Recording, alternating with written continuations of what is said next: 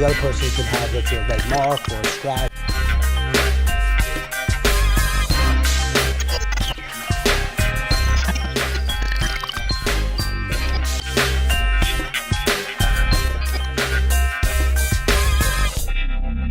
Hey, good afternoon, everybody. This is David Kohlmeier, the problem solver.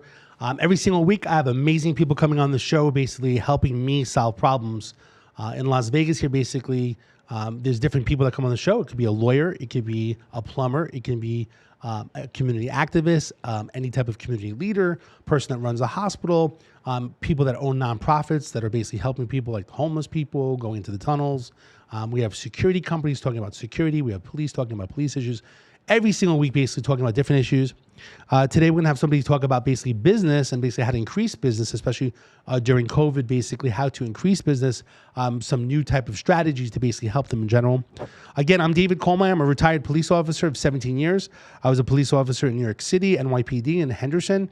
I retired about 6 years ago, and now I'm the problem solver, basically helping people every single week. You can call me anytime, 24/7. I'm 702-400-7474. Again, 702-400-7474. You can text or call at any time. I pick up my phone as if I was answering a 911 emergency. Whatever type of problem that you have, I would love to help you and solve it, or actually refer you to the right resources, especially if you need an attorney, if something major is going down. I'm not an attorney, but I'm the problem solver. So today, I'm welcoming here Chris Yost. Basically, thanks for coming here, Chris. Yeah, thanks for inviting me or having me on here. Awesome. So, Chris, you're with NC Media, LLC. Yes. And, these days, because of COVID, what's taking place out there in general with different businesses, I've been hearing like a little bit of sad stories of businesses just not doing well. They talk about pre-COVID. And these days, even during COVID, a lot of things have changed with social media. And I basically want to share different type of strategies to businesses to help them, especially these days. A lot of malls and storefronts basically just seem like very desolate. Things actually seem a little bit busy in Vegas in general. But anyway, I wanted you to come on the show to basically kind of share ideas and suggestions. And if people need your help in the future, at least they know more about you specifically. But Chris, tell me a little bit about yourself and where you're from. Awesome. Well, I'm Chris. I've been doing media production for the past 5 years professionally. I'm from Seattle, Washington, and born and raised. I'm actually from a small town called Marysville, Washington, but no one really knows where that is, so I just say Seattle. What was the other question that you asked? So how'd you get involved in media or media production and new strategies to basically help businesses? Yeah, so just a quick little recap of exactly like what got me interested in the whole media stuff is, one, in high school I did a class called video production, and I was very interested in it. So I wrote a script. I played my part in the movie that we wrote and directed it and whatever else, and everything but edit, and then end up getting second place in my entire school as a freshman. And I was like, oh, I like this. I'm good at it. And then I kept doing that over and over. And then I did like the news anchor for my school. And then I took a long break, and then my friends do YouTube. And they've been doing YouTube since 2010. So then when I saw that they were doing that, I was like, oh, let me get back into this. And then I moved away, came back, ended up wanting to do video production stuff. I was like, let me edit for you. So I was helping edit, and then I eventually got a job editing, and then I just kept editing, and then I learned how to shoot, and then I learned how to do like audio engineering stuff, and then I learned how to do lighting properly, and then I started picking this all up, and then I got into live streaming, which brings me here today. So tell me, like, for businesses that are not doing so great, given some strategies that you work on with businesses daily, for expanding. I know you do something with events online. Explain, like, especially because of COVID, explain what you do with the events and how you do like live production, live events, which was really not done before. And now during COVID, when people were kind of locked down a little bit, basically, or now, this is a good time to be doing expanding events and online. Explain a little bit more about that, what you do, because it's kind of your specialty. Yeah, so with live streaming, it's been around. I mean, you watch it every Sunday when you watch football, right? Or you watch UFC, or you watch anything else. And that's live production. So it's been around, but people aren't doing it at a smaller scale, because those are like hundreds of thousands of dollars, millions of dollars worth of equipment and people and production. I'm a one-man band. I have someone also that works with me. His name's Nuchely. He's my broadcast engineer guy. He's the one who does a lot of the switching and all that stuff. But anyways, I believe what you said the question was, like, what is it that I do? And the answer is let's like say the new strategy, like what you're Yeah. doing these days. If I'm a business that need help, Yeah. what would you do for me? Like what type of live? So let's say you approach me and you're like, okay, we have a venue that could fit like maybe 200 people, but I don't want to limit it to only 200 people. Okay. There's people who want to watch from across the world. There's people who can't make it because they might have COVID or they might have travel restrictions or anything else. Just in general, you want a bigger audience. So me and you will talk and we'll be like, okay, you know, what's your goal and how many people do you want to reach? So we'll always start with that, because if we don't know what you want to do, then there's no So way if I of want to doing reach it. planet Earth, like anybody out there, it's not Yeah. costing me more money, right? Anyone. Because it's No. right. Just as long as you go live, right? I mean, it'll cost money to hire me out, but that's Yeah. about it. I mean, that's So basically, are Yeah. you setting up cameras around the whole place? yes. So Okay. what we do is we'll set up in like a little corner or wherever we can with I use Blackmagic design as my whole studio stuff, and then we'll set up in the back or in the front wherever we can. We'll set up the cameras. We'll connect to their audio, or we'll bring our own audio systems, and we just hook it all up. We get their RTMP code and passwords, and just go live from there. Make it very simple. So basically, you're making events go live so a lot of people can see it to get exposure for the business. Yes. Is there anything like that you've dealt with that's to make something go viral? Like I'm always asking people, which is kind of a funny question, like how do you make something go viral? Like the guy drinking the cranberry, you know, his car got stuck, he's drinking cranberry juice, he's on a skateboard, that goes viral. Next thing you know is he's selling security alarms with Snoop Dogg. Yeah. It's like how do we make something? I mean, even though you're doing basically like live production or live events, like are there any unusual strategies that you could share that you think would be a good idea to help get exposure? Like even tonight, we're doing something with American Cancer Society. We have another room. We basically have some people. Actually, they got this new type of camera system set up where we can basically get some exposure. So basically, it's kind of similar what we're doing. What you're mentioning is people are going to see the event where even though we're doing the podcast, we can go to like live next door and they can see people walking around and, you know, networking and stuff.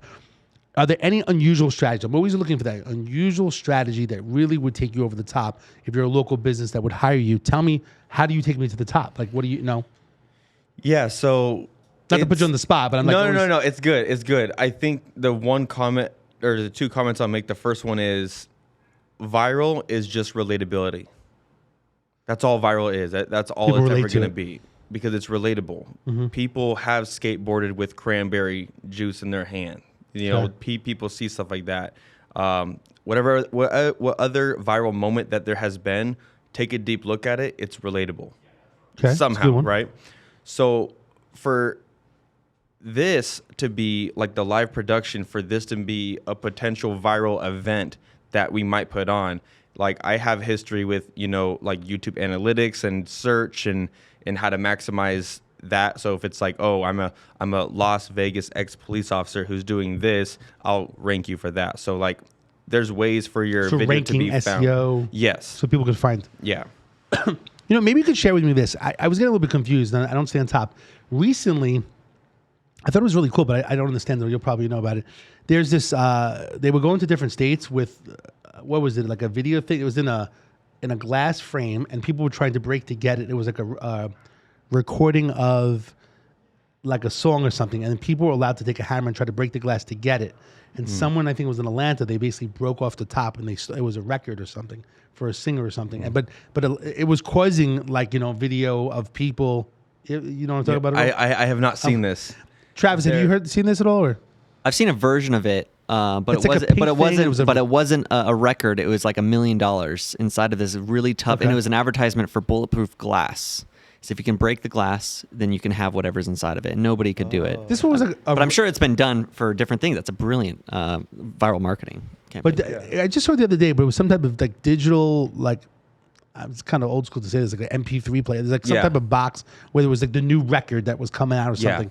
And I just saw it on social media where the guy basically, everyone tried to break the glass, but somehow he broke the top of it. Yeah. And he grabbed it, and some guy walked off, and it was like Atlanta, Georgia. You know, like he got the item. I feel like and it was viral. It's seeming familiar. Maybe So- we can Google to find it. But basically, I Yeah. just thought, you know, it was showcasing all the people and it was creating a viralness. And I was thinking to myself, Yeah. if I did that, oh, actually, it's attached to even a hammer. There was like a hammer that was attached Yeah. to it that you could use the hammer. Yeah. And like they couldn't do it. But somehow this guy just went up and just lifted it. Anyway, it's on social media. I'm sure we could find it.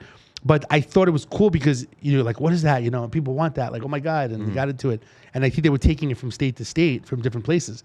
But I, it's funny. I always wish that people would come up with some creative ideas. That's what I'm saying. Yeah. Creative stuff's important, but I guess, you're creating a little bit of a frenzy. It's kind of like a shark, What are the things that you want to share about what you do that's special, that's different than anybody else? I think efficiency. Okay. A lot of live productions. I actually went to a live event like earlier this month, and I remember asking them like, "Oh, can we have the file? When like you guys get it ready?" And they're like, "Yeah, it'll take 2 weeks." And in my head, I'm thinking like, 2 weeks? He goes, "Yeah, we have to like match the video and the audio." And I'm like, and these are small rooms. These are like maybe It's not a major production company that should be that problem. It takes that long. Yeah, it's weird. So my answer to that, my problem, my solving of that, because I couldn't, of course, tell them, "Hey guys, you guys are taking too long, and this shouldn't be this hard." So what I do is I connect my ATEM software, connect my cameras, connect my external hard drive, hit record, and it records all camera angles, all audio, the project file itself, and the edited file. So now it's available immediately. So once I hit stop recording and you need that file to post up online within 30 seconds, now if your transfer speed is that fast from hard drive to hard drive, what I'm trying to say though is once I hit stop immediately, the file is ready to be posted. Similar to what you guys have here, but it'll be like with like all these crazy fancy cameras and the audio, you don't got to match it because it's already put together.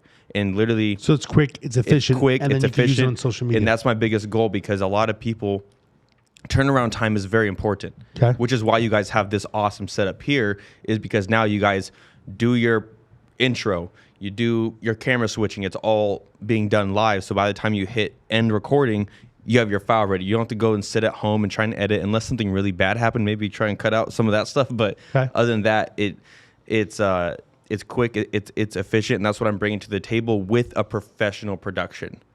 So Okay. So basically streaming online, files being available very quickly, you're using social media.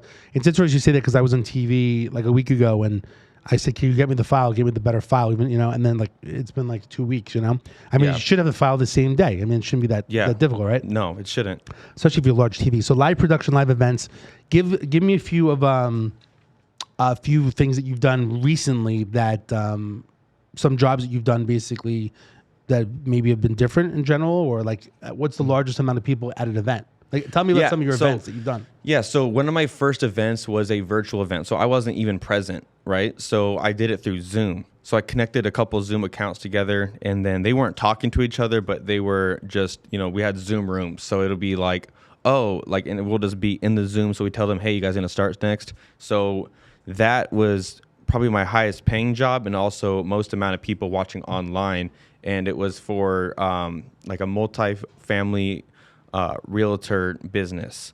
And So different Zoom rooms, and basically they went live, and then would you help get it out there? Yeah, so I was just sitting in my second bedroom in like my house. They were out in like Texas, and then I just brought in their production. They sent me all these files for their lower thirds for whoever came up, a Google Sheets for the schedule, pre-recorded videos, and I loaded it all into my software. I use vMix, and I just put it all in. So day by day, it was a 4-day event, just have it go, and the file was available immediately. That's just one of the jobs. And then, with John too, that you just had on, we're doing stuff like every 2 weeks now, which is almost similar to the same setup because it's through Zoom.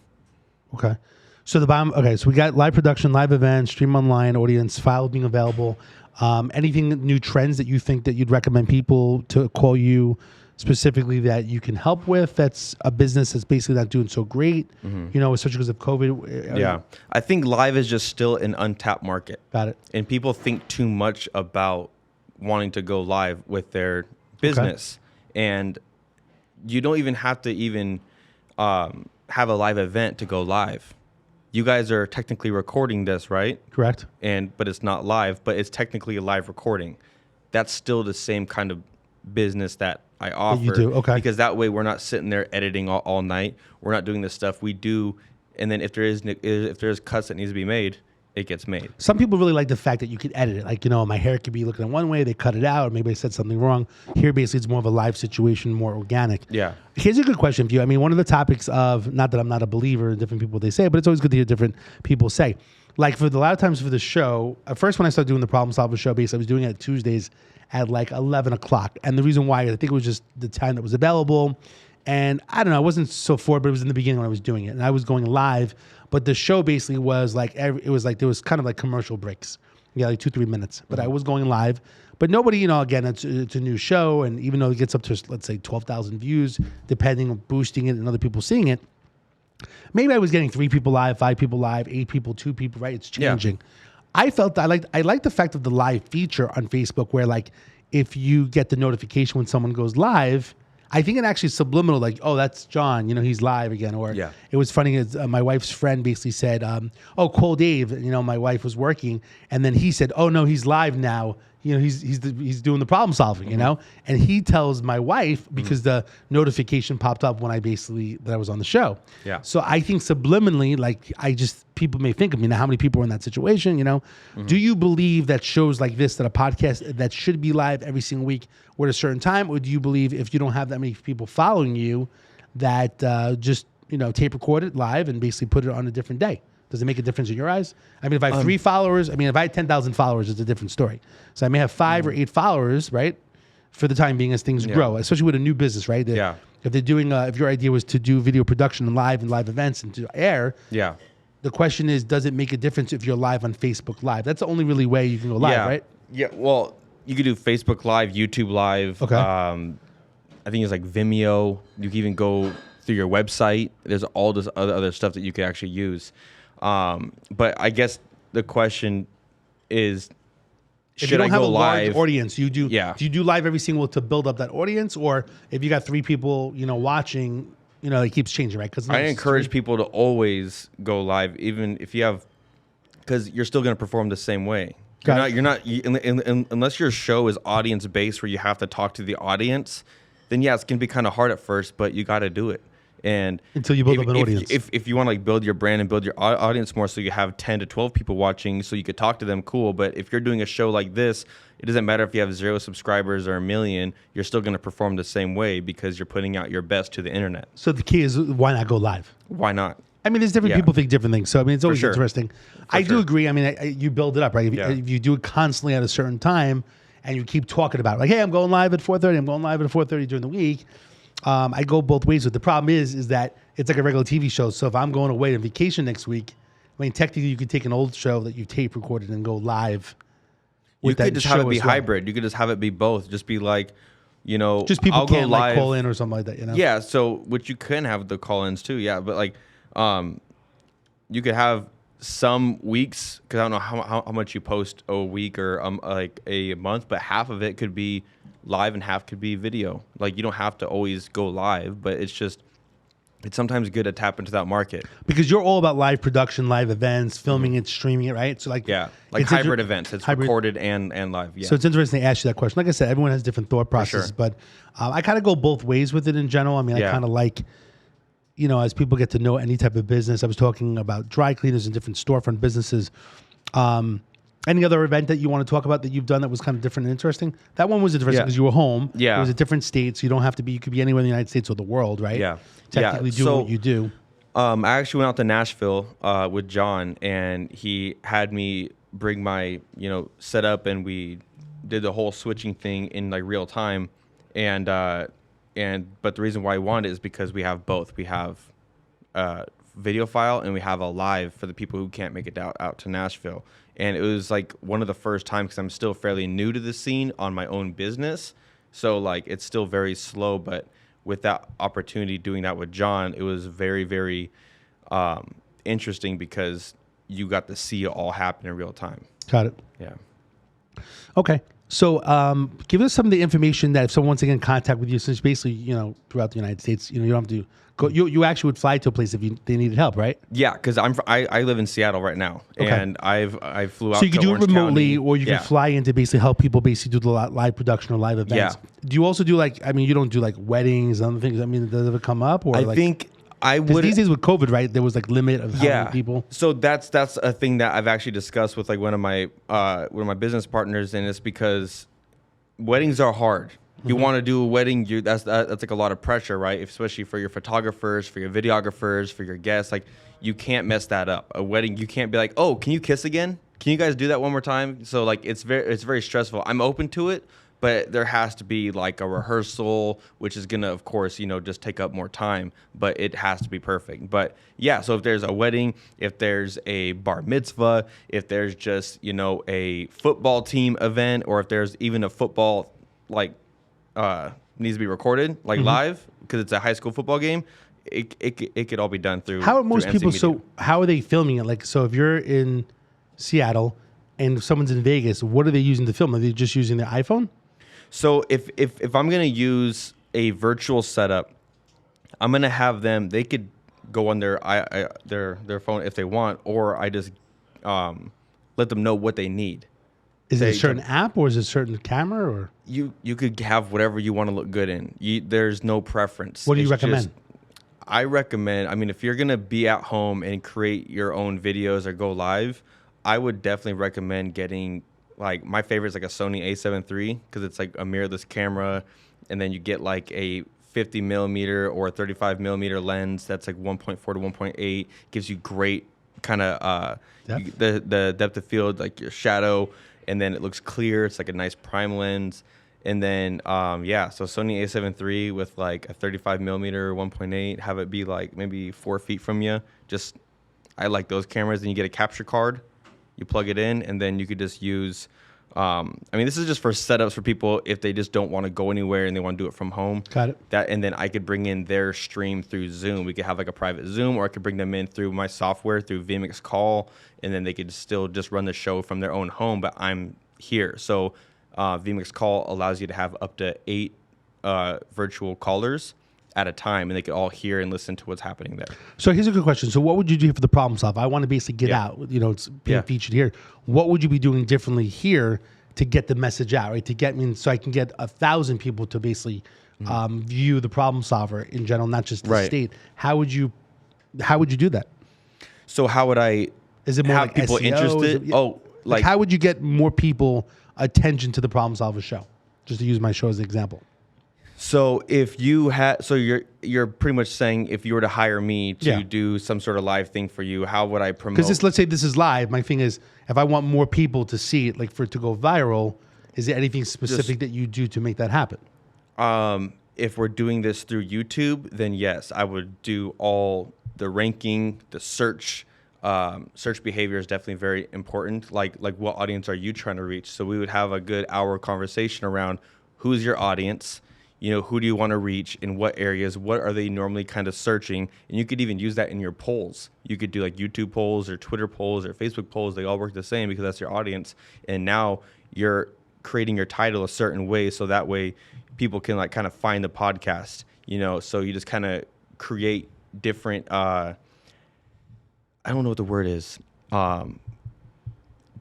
different searchable topics that you could just add per video or per podcast that you have going on. Okay. So that'd be interesting. I'd definitely like to talk to you more in the future about that stuff in general. You want to give any information up where people can get in touch with you? Yeah. So I have a website, seattlelivestream.com. I was able to obtain that, so that's good. I heard John talking about domains earlier, and I bought literally every single city that I could think of, and I actually got it. So it's super cool. Like I got like Miami Livestream. I got a couple other ones. So, but anyway, seattlelivestream.com is my main domain. And then I have seattlelivestream.com. Okay. And then of course, if you want to reach out to me through like Instagram, there's like Nice Chris and NC Media LLC. And then if you just want to email me, just put nicechrismedia@gmail.com. There's 2 I's on nice. Sometimes it's hard to NIICE Chris. Yes. Real quickly, what is the Nice Chris? I know there's a story, maybe a story behind it. Yeah. So I was I don't want to say professional breakdancer, but I was pretty good. And so I pretty much looked like this one guy. His name was Greg. His name was Greg Nice. And they used to always be like, oh, and he was from a crew called Moon Patrol. And it was out in Oregon. And I looked like him. So they were like, oh, instead of, Chris Nice, it's going to be Nice Chris. And then I was like, oh, that's kind of cool. But it kind of stuck with me. I kind of didn't want to have it because I was like, I don't want to be named after someone and take their name because that's kind of weird. So anyways, I Just added an extra eye to it because 2 eyes make it better. I don't know. Got it. That's pretty much it, though. That's interesting. Yeah, And you basically do you still do breakdancing I can. outside? We're gonna clean off this table right here. And you can break dance on top of this table right here. I don't know about that. It's pretty. I think it's heavy It's duty pretty here. sturdy. It's sturdy. Yeah. Back in the day, I always remember I did little break dancing. You tried doing what was the Cool in the Gang? I think everyone has done it. Cool in the Gang, and I remember Yeah. going to a place called Pergaments where we got the linoleum basically, and a friend of mine, we walked, we basically put it out in the street, and then we were practicing, break dancing and stuff like that back in Yeah. the day. So Yeah. it's been No, a long loved time. it. I don't think did I was for any good like at it. 10 but- years. So awesome! Look, I appreciate you coming on the show. Like I said, every single week we bring different people on. Your strategy basically is, or your expertise is basically the live production, live events, and basically streaming and basically getting it out there and helping different businesses basically kind of take it to another level. Yep. A lot of people just don't know, like a regular storefront having different events and different things going on, it gets them more exposure. And I think these days, especially if you're a storefront locally, like in Las Vegas, you need exposure. Even though you're in Seattle, you could still help make that happen. Yeah. And these days it gets complex, right? Like YouTube Live, as you were Yeah. talking about, I already forgot like what goes live. Yeah. I always do Facebook Live, but I've Yeah. never done like YouTube Live, or I don't even know what other lives are there. YouTube? There's pretty Facebook? much almost every app has a live streaming. Got it. I've never service. even played with that. Now you're making me think I'm gonna have to start asking a lot of questions about that one. Yeah. But Facebook Live is just easy because once you get set in something, you always stick with it. For sure. And I think a lot of people, I guess for the problem solver, basically, a lot of people are more on Facebook, or maybe it's the age demographics where TikTok, I don't know. Everyone's different in general. I'm Yeah. trying different things in general just to get the word out there Yeah. and helping people. YouTube's great for evergreen because Facebook won't re-promote your videos 10 years from now or 5 years from now or even 2 weeks from now. That's why I prefer going live on YouTube and doing YouTube content because it's always going to show up. If you go on your homepage right now, anybody who's watching, the first things you're gonna see, the first 10 videos are gonna be from within probably 10 years. It's gonna say 2 minutes ago, 2 hours ago, 2 weeks ago, 2 months ago, 10 years ago. So it kind of creates a real estate digital, basically on YouTube better Yes. than if it was on Facebook. which 'Cause YouTube allows you kinda to get pops more up more. views for that because you'll say you post on Facebook, but then a year later that episode is lost and you have to pay money to Facebook. Okay, good point. And Boosting you it. have to pay more money just to get the organic view, which is not organic at that point. YouTube is the only way for you to get organic views and also continuously get views, especially the more you start doubling down on your niche and like what you're able to do with this show. Got it. If you guys started going live on YouTube, I believe the stuff you guys use goes straight to YouTube too. Yeah. So it just allows it to sit there longer. And the best thing about live, it's not over right there. You could repurpose that content. You make clips and you have it available. So Got it. Well, I really appreciate your time, Chris. I'd like to have you on the show in the future in general. Again, I am here with Chris Yost, basically with NC Media, helping basically talk about different strategies about going live streaming. And, it's kind of an interesting topic because basically there are so many different ways and strategies to basically help local business, especially because of COVID, basically, get more exposure these days. So please give a call to Chris, basically, if you need some help in regards to any type of exposure and live production or live events. Every single week, again, I'm bringing on amazing people talking about different ways of solving some problems, whether it's a local business that needs some help, especially during COVID times, or basically someone gets into an accident or injured, needs a lawyer, needs a doctor, whatever I can do to basically help, please keep in touch with me. Again, I'm Dave Kohlmeier, retired police officer helping people one problem at a time. Can be reached at 702-400-7474. Thanks so much for joining us, and we'll see you next week.